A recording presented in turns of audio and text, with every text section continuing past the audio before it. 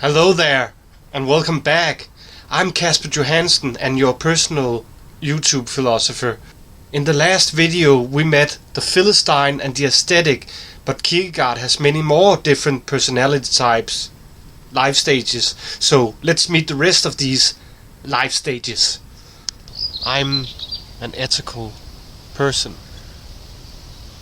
I try to live an ethical life. I try to live an authentic life. I think very much and hard about the questions and the choices that face us here in life, and I try to live in accordance with morals and reasons. I know that it's not all about myself. I know there's other persons in life, and I have to think about the greater good and a much larger whole than just myself. I'm just one part out of a big whole. I'm one person in a society. I do have to care for others. It's my duty to live a moral life.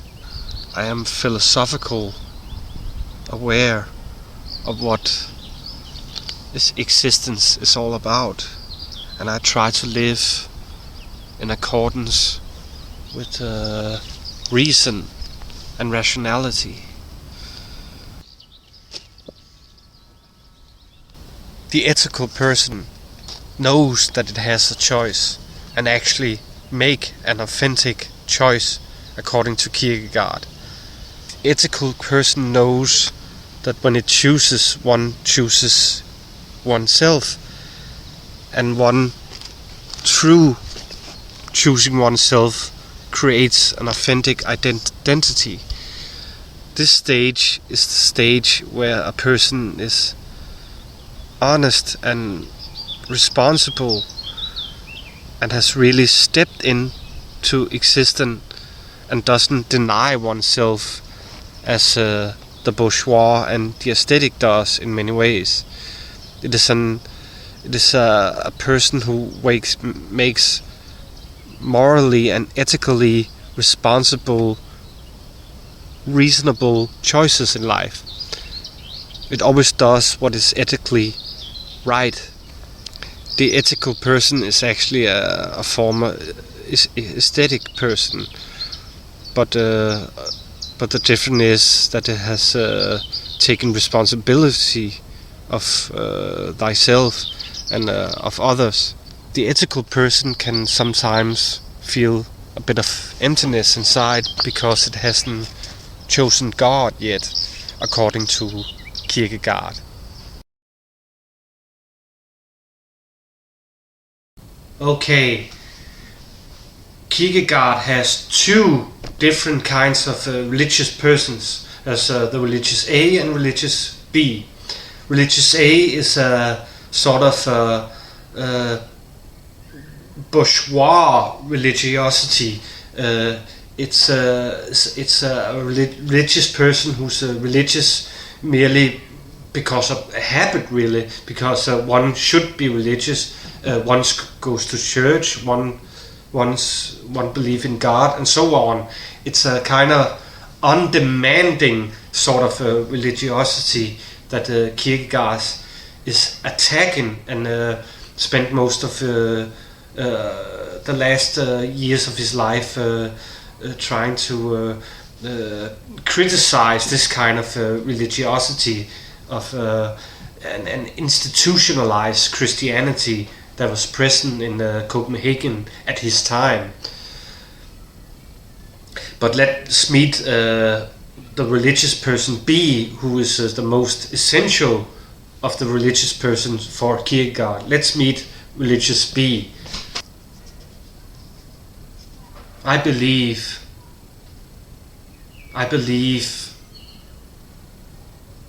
even if it's absurd, I cannot explain my faith. I cannot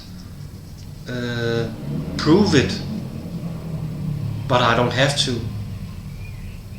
I believe, and I am silent. I'm silent.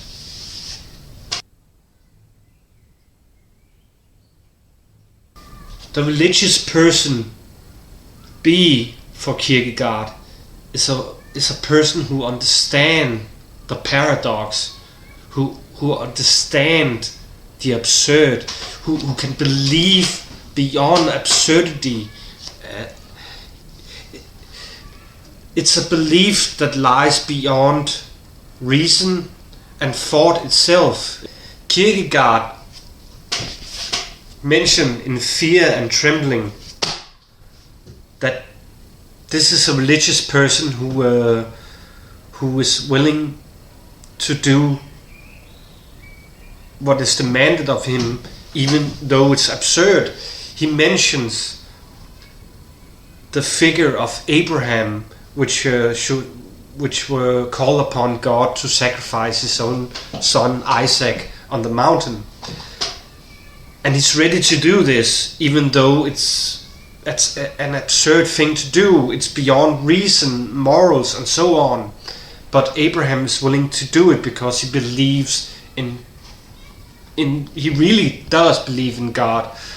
While Kierkegaard mentioned a person like Brutus in the ancient Rome, he tries to who re-established the Republic after Caesar destroys the Republic.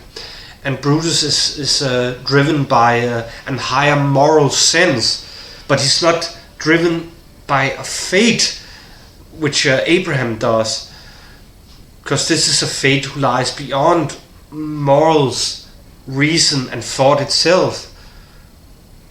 It's a religious person who is willing to walk over the edge, knowing full well that God will catch him.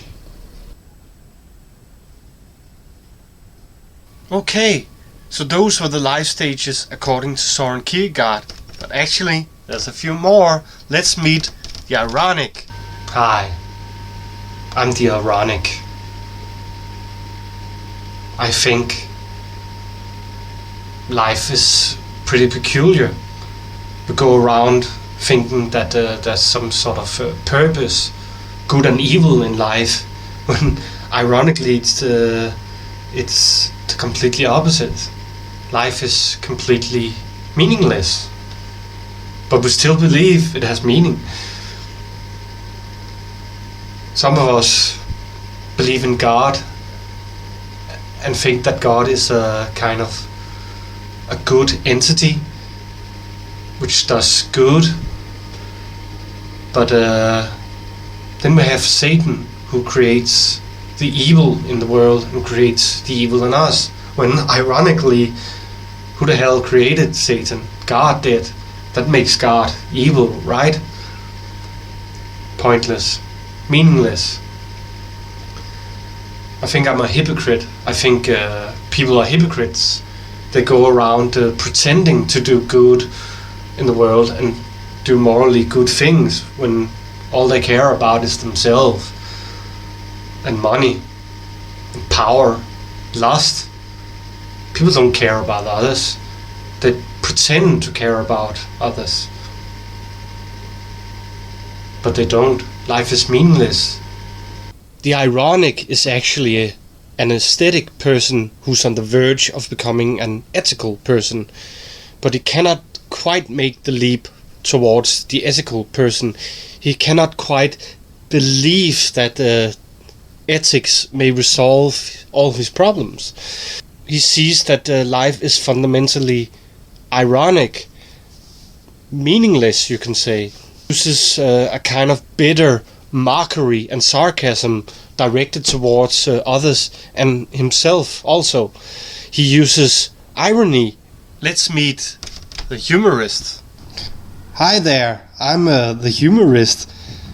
I believe that one should behave oneself good and treat others with kindness and respect, and I'm just making fun. I recall all that I just said. Now life is about having fun, really. It's about seeing the fun side of life. You can actually make fun of everything there is in life. You can always look at the funny side of life, because life is kind of a big joke, really. a fun joke, a kind of a practical joke. The humorist tries to reconcile himself with the pain in life, and he uses humor to cope with that. That life needs a kind of divine intervention, but the humorist cannot believe in divine things, so he laughs at life, he makes fun of it, what happens to himself and what happens to other. But he knows, deep down inside, he knows he has to make the leap towards the religious person. But he tries instead to use humor to bring harmony into life, although he knows he will not succeed. This was Kierkegaard's life stages. Now, make your choice.